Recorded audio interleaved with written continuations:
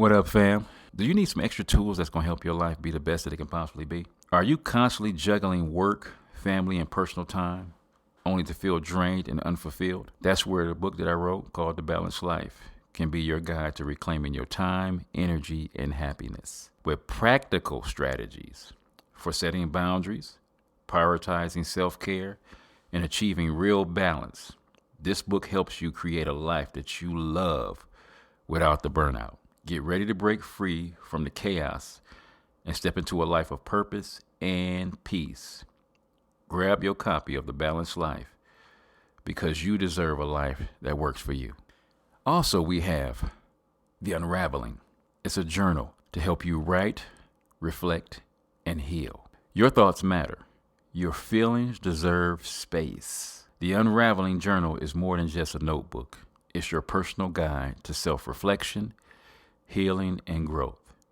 With guided prompts, mindfulness exercises, and room to express yourself freely, this journal helps you untangle emotions, process life's challenges, and rediscover clarity. Take a moment for you. Write, reflect, and heal, one page at a time. And fam, also another book written by my wife is Healthy Relationships.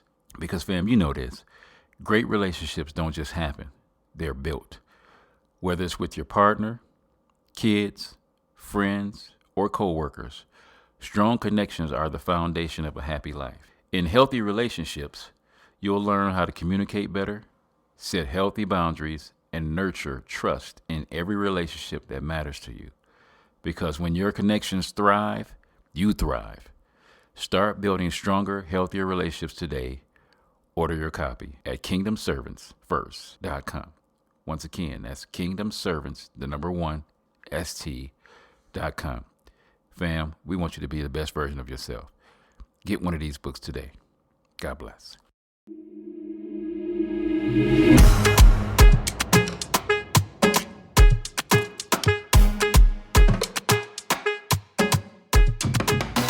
Family, what's up? Welcome to the Bacon Bits Podcast, where we desire for you to take the bits of information and immediately apply them to your life for success. What you can always count on with this podcast is that it'll always be uplifting, encouraging, and impactful. And today is no different. Ladies and gentlemen, coming in at 6'8", 215 pounds from Tucson, Arizona, playing at Sorrel High School, University of San Francisco. He's also played for the Austin Spurs, PAOK, Palestete, Dynamo, and currently Varese basketball team over in Italy. Ladies and gentlemen, Nathaniel Jordan Renfro. We have this little guy on our podcast today. Call him little. I like being sarcastic because this is, I still call him my baby boy, but he bigger than me. And we want to welcome to the show Nate Renfro. How are you doing, sir, this morning?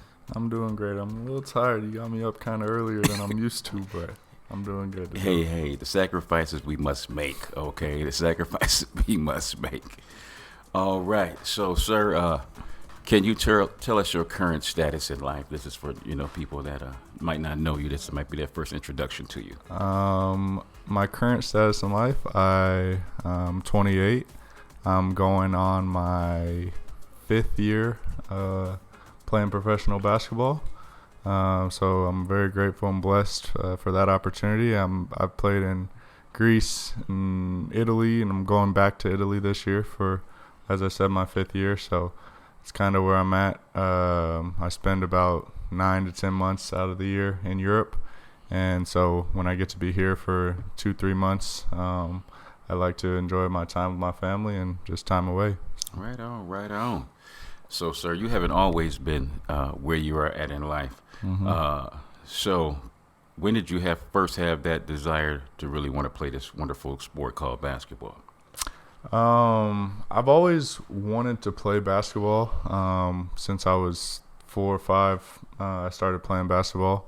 I mean, you were my first coach, so you should Yeah. remember that. I do. But I always loved basketball. I used to watch it as a kid, like, and just try to mimic what they did.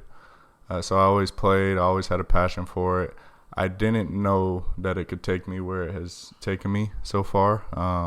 That kind of became a reality after I was able to get into college and get a athletic scholarship. And just going through the ranks, I said, I'm pretty good at this. This is something that I could potentially do. So I think when I got to college, it became more real and something that I could take seriously and say, you know, you can make a career out of this. So that's kind of when it all kind of fell into pieces, and it helped that I grew to 6'8". Yeah. But definitely, you know, just something I always liked to do and always wanted to do. So, like I said, I'm grateful and blessed that I'm able to do this. So you've had a phenomenal drive since you was a kid. You know, you went through elementary, middle school, high school with a 4.0, and always have excelled in everything and anything that you've done. What do you think has given you that internal drive? I think that I always knew that it was, well, just from a academic standpoint, I knew that it was important for me to go to college. It's something that, you know, I just always wanted to do since I was a kid.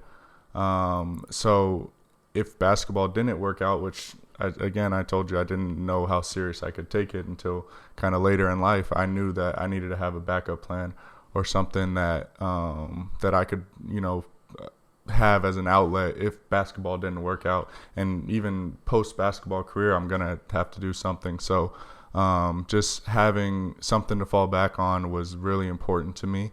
And so, like, I just really stayed focused so that, you know, if this didn't work out, that I was gonna be okay regardless. And just, you know, be successful in life, because obviously that's all of our ultimate goals. So, you know, I knew that I needed to work hard, and just apply myself in every aspect of life besides sports, just so that I was able to have something to fall back on. Yeah. So one of my greatest memories of you is you had made a goals list your freshman year in high school, and then right before you moved out to go to San Francisco, we found the list that had been lost for 4 years. And when you pulled that list up, every goal that was on that list was accomplished. Mm-hmm. Where do you get that desire, or how do you, you know, set goals and stay so, you know, focused on those goals? I think that it's just about staying consistent with what you want to accomplish. Like, you know, after I have a goal or set something, like, okay, I know in my mind that that's something I want to do. So it's just like each day, just remembering that that's what you want to do and working slowly towards that goal. Obviously, it's not something that you can accomplish overnight, but if you just keep it like prevalent in your head and just remember, like, hey, this is what I want to do. So each day, each activity, anything that you're doing, if you can stay consistent in, you know, working towards that goal over time, it's like, dang, I did what I set out to do, because you know, stay consistent with thinking about it and just, you know, having that goal in your mind. So I think that that's something that I did. Like I said, I knew that I wanted to do good in school. And so each day, you know, obviously I'm not just every day like, oh, I need to have a 4.0, I need to have a 4.0, but just remembering that's what I want to do. Yeah. So what am I doing each day to get me towards that goal? Okay, I need to do this assignment. Okay, I need to get this on this assignment in order to accomplish the goal that I want. But the more you think about it, the more it just becomes part of your subconscious mind, and you just start to do the things that get you towards that goal. So right on. So you were able to go to the wonderful University of San Francisco with some of the basketball legends of Bill Cartwright and Bill Russell. And so how was that wonderful experience at the University of San Francisco? I think that the tradition there was something that, you know, not everybody gets to experience in their college career. So being able to be around that, like, you know, Bill Cartwright, he actually works at the university now. Yeah. So being able to have him around, just, you know, the greatness that he was able to inspire upon us was amazing opportunity. You know, they're a 3-time national champion school, which there's only so many schools that can say that about themselves. And obviously we were working, striving to get back to, you know, that promised land. But just having that tradition in the school, seeing it every time you walk in the gym, was a really cool experience, and I'm very fortunate to be able to have that experience. All right. So after college, you know, you went undrafted, and so you went to the Austin Spurs in the NBA G League. What challenges and learning opportunities did it play in the Spurs system? Well, I'll just say prior to the Spurs system, Spurs experience, I actually tore my ACL my first year out of college. And so that was a challenge and a obstacle in itself. Yes, as you said, I did well in school. I did well in college as well, and I had done an internship when I was in college with shout out to Phil Spiegel. But I did an internship, and he actually had offered me a job out of college. So tearing my ACL, you know, as I'm chasing my dream, it left me at a crossroads of like, hey, is this something that I want to do? Like, do I think that I can be successful playing basketball, or should I, you know, go down this route of getting my business opportunity started and just, you know, working my way up from there. So that was, you know, one of my first challenges, because I had worked so hard and I had a great off season my first year out of college, basketball wise. And, you know, I was building at a place where I was finally like, okay, I'm playing the best basketball of my life. I feel really good. And then boom, tear my ACL. So, just trying to navigate that decision of like, hey, do I continue doing this, or is it, you know, hang it up? And, you know, I really had a passion for playing basketball, and I even talked to Phil, and I said, hey Phil, like, look, like I want to play basketball, but, you know, I've torn my ACL. Like, I don't know, like, is this something I should continue? He said, look, this is always going to be here. Basketball will not. You have a kind of clock that you need to stay privy to. And so I was just like, okay, like that answered my question. And so I just worked to get back to a place that I could, you know, play at the highest level. Yes. And so, you know, that was, again, every day just grinding, like knowing that, hey, this is a process. This is going to take you a year to get back from, and just staying consistent with that process and trusting that process and trusting God that he was going to help me through that process, as long as I put in my work on my end to do what I needed to do. So, I mean, that was, again, my first kind of challenge or obstacle leading into, you know, even getting to the Spurs. So, honestly, by the time I got to the Spurs, I was just grateful for the opportunity and just, you know, soaking it all in for what it was. Like, this is my first chance to play pro, and I didn't even know if I was going to play pro. Yeah. So any challenges kind of that went along with that were just like, I tore my ACL last year. I didn't even know if I was going to be here. So right.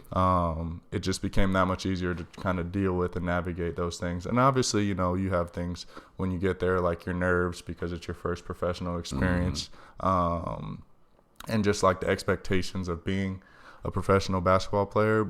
But like I said, I think that I was almost overwhelmed and overjoyed with excitement that a lot of those things were just secondary at the time.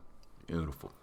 So with you playing overseas, as long as you've been playing, you've been quoted as saying adjusting to a new city and a new system felt like organized chaos. How did that foster growth in your career and just becoming the man that you are today? I think that for me, it's just learning to adjust quickly to a new situation.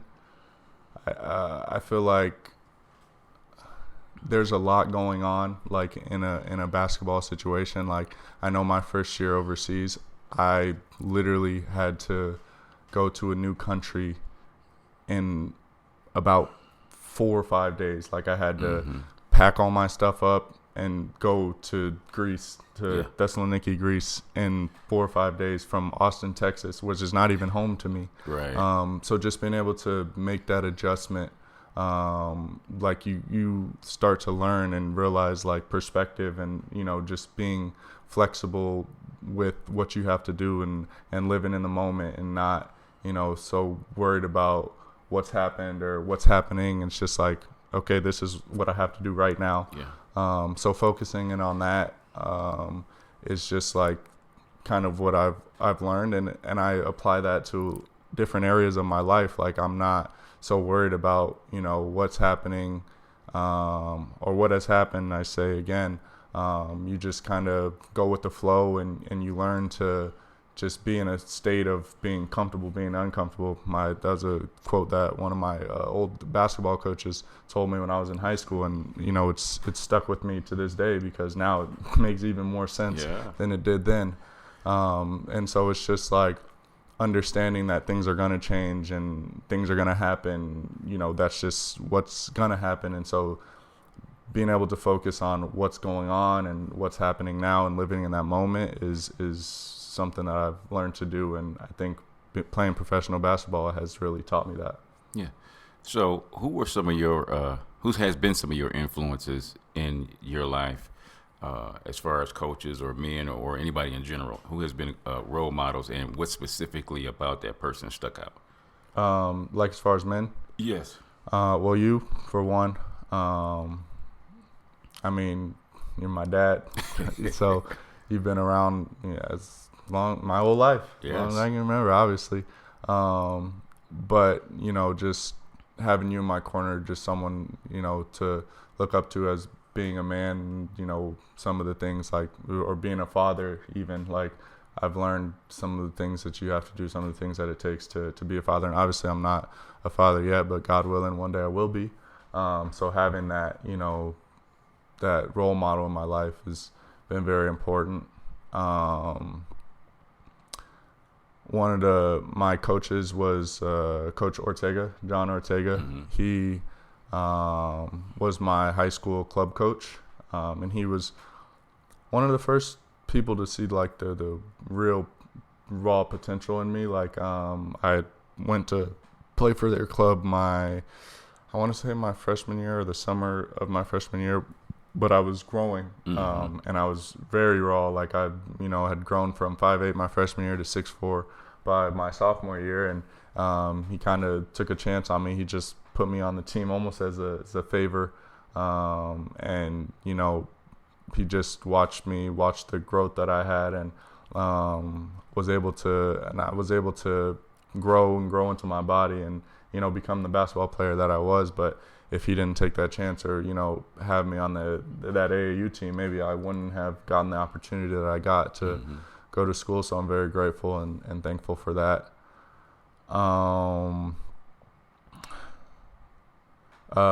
In college, Phil Spiegel, he's from the business side of things. He's just been an incredible mentor and someone that I still talk to this day. I can call him, a friend of mine at this point. So to, be able to pick his brain about business things and, just that other side, the afterlife of basketball has been really instrumental in my growth as a human, as a businessman. So, just to be able to have him in my life has been I've been very grateful and fortunate to have him. So I think like that's almost like you for life, Phil for business, and Coach Ortega for basketball. Those are three kind of very influential people in my life. So I'm real big on having a support system, having your boys. So let's talk about, because with the lifestyle that you live, it seemed like it would be hard to keep relationships close. But it's nice having your squad around you when you need to talk. And so who was a couple of people that's in your life as your friends that you can really talk to and be like, man, I love when we hanging out and we get just a chance to talk about life and just things in general? Listen, I got too many friends to try to shout out all of them. I will say, just from like a high school day one perspective, I will say Isaiah and Justice. Those have been my guys since high school, locked in. Isaiah, we've been boys since third grade, I want to say. Right, I was gonna say it's been a minute. It's been 20 plus years like that I've known him, and just to be able to grow the way, you know, that we've grown together. It's just something that a lot of people can't say they haven't been able, especially in today's society. Yes, like it's hard to keep those long-standing friendships because people change, perspectives change, but we've been able to at the core stay who we are. And I think that's why we've been able to last so long through the, you know, the ups and downs. And like it's not really a friendship anymore. Like that's my brother. So, you know, whether we have different opinions, whether, you know, we have different interests, anything like that, it doesn't matter. We're locked in. Down to our core, we are, you know, similar people and we have similar values. So I think that basing our friendship on, you know, something like that is really, you know, what's gotten us to this point and what's going to propel us to keep going. Like there's nothing that can break us up at this point. We've been so locked in, you know, he'll be my boy until one of us is in the grave.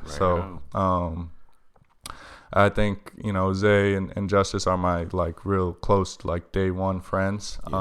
But like, as you said, you know, this lifestyle, you know, it's hard to keep friends. It's actually, I think I have more friends because of this life, because you get to meet people of different culture. Like you don't meet the same people. So it's like, maybe this is my friend for this reason. This is my friend for this reason. You see people for who they are rather than like what they do. Or, you know what you know what I'm saying? You get to know people on a different level. And just meet like a variety of different types of people, which is, you know, keeps it interesting. And, you know, I basically meet a new team full of guys every year. And so there's like usually certain people that kind of, you know, I just click with and you kind of form a relationship with. And I'm very good myself about staying in contact with people that I've met and, you know, people that are important to my life at any point. And so I think that, you know, being able to have those friendships is really nice to me. And, you know, just having a good, you know, support system when you're going through anything. And this lifestyle isn't easy. You're oftentimes alone. And like I said, you do go to a new team and you meet new people every year, and it's not always easy to just click with someone right away. So, you know, being able to do that and meet those friends and meet those guys while you're playing thousands of miles from home has been really important for me, and just something that kind of propels me and keeps me going when I'm out there. Appreciate that, sir. So 2 last questions I want to ask you. Number 1, what would you like your legacy to be just as a man? Wow. It's a deep question for this time of the morning. Yes, sir. My legacy as a man.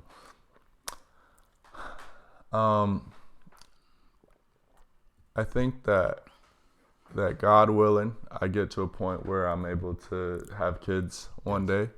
I think that the most important thing for me, outside of, you know, anyone else, like anyone outside of family or anything, like I just want to be a good father to my children. I think that there's a stigma of, you know, black men not being good fathers, and, you know, just not being around for their children. And that's something that, you know, I've seen in my lifetime quite often.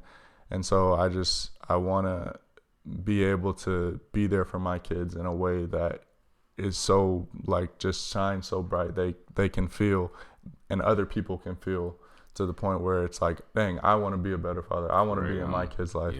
So I think that, you know, being like that family man, just being a good, inspiring father is just something that's wants to be my legacy. Like, I want to, outside of basketball, outside of, you know, being a businessman, anything else, like, I want people to remember me, like, as a good father. And I know that's kind of far off, and I don't even have kids yet.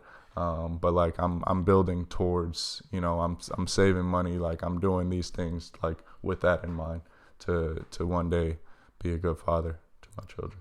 Okay, ladies, I hope y'all heard that a couple of times he said that. So he is available, single. So just look at his Instagram or Facebook or whatever it may be. And then the last question I have, there's a lot of young men that would love to be doing what you're doing, to be where you're at in life. What advice would you give these young men, I would say from middle school to maybe their sophomore year, maybe in high school? 'Cause they need to do this. This ain't no overnight thing that happened. Mm-hmm. You've been doing this for a minute, Yeah. and being the outstanding young man that you are and continue to be. But I want to give them some advice at a young age, because you zoned in, man. So, I mean, I've talking about when I say inspirational for me as a human being, to see you have locked in at such a early age. What can you tell these young men on how to get to the point of where they want to be at in life, like you? I think it goes back to one of your earlier questions. Yes, sir. Setting those goals. I think that, again, like I just, once you have something that you want to do, when you lock in on doing, like, remembering that that's what you want to do each day, your actions are going to be different. Like, does this align with what I want to do? Yeah. Like, if I want to be a professional basketball player one day and I'm in middle school, like, and I know that that's what I want to do, am I working hard enough in the gym? Is this what it's going to take to be a professional basketball player? And just like having that in the back of your mind each day you wake up, like, hey, this is what I want to do. Am I working towards that? And over time, the more that you are just cautious, is it Conscious? Conscious. Uh-huh. I can't even say it. The more that you are, locked in on that being your end goal, and aligning your days with that, like, over time, it's just it's gonna show. The work's gonna show. That's what, another little quote: the work gonna show. That's what people say. And it's just the truth. Like, if you just continue to each day try to get 1% better, you're not trying to, be at 100% today and 50% tomorrow. Just Right. each day, 1%, 1%, 1%, 1%. And over time, it's like, dang, I'm pretty good at this. Yeah. And so just trusting that process and setting those goals and just working slowly each day, grinding towards those goals. Eventually, it's going to get to a point where it's like, hey, I did everything that I could, and now I'm at a point where opportunity is meeting preparation. Yeah. And when those, two combine, you find yourself in a good situation. So just staying focused on that and not letting other things distract you. Girls, video games, social media now is a big thing that distracts people. Just, obviously using those, as tools and, things to help influence your life in a positive way. Yeah. But just really staying focused on what you want to accomplish and making sure that everything aligns with what you want to accomplish. And that includes the places that you go and the people that you hang out with. Correct. I mean, that's one of the biggest things, your environment. You're a product of your environment. And so, surrounding yourself with people and friends that are also in a way trying to help you achieve your goals or have maybe similar goals. Just having that kind of support system around you that's uplifting you instead of tearing you down is very important. And like I said, I had Isaiah and Justice in my corner, and we inspire each other to be better, friends, to be better sons, to be better everything. And so having those people around is very important and will help you propel you to new heights. All right, sir. Well, I want to tell you I love you. I love you too. I appreciate you, and thank you for becoming the man that you are today. Thank you for helping me become the man I am today. What up, fam? This is your boy John Bacon with another segment of Bacon Bits. We love you. We want the best for you. Take heed to what was said and apply it to your life immediately. God bless. What's up, family? If this podcast has inspired you, encouraged you, made you think deeper, or even just made you smile, then I have a simple ask. Would you consider supporting this work? Creating this podcast takes time, heart, and resources, from equipment and editing to outreach and hosting. Each episode is a labor of love aimed at lifting people up and speaking life into real situations. But I can't do it alone. Your donation, big or small, helps keep the meaning going and the message. It helps us grow, reach more people, and continue producing powerful content that uplifts, educates, and empowers. If you've been blessed by this platform, I invite you to sow into it. Help us keep the mic on and the message moving. You can give at Zelle or Cash App using the links in the description box. Thank you for being part of the journey.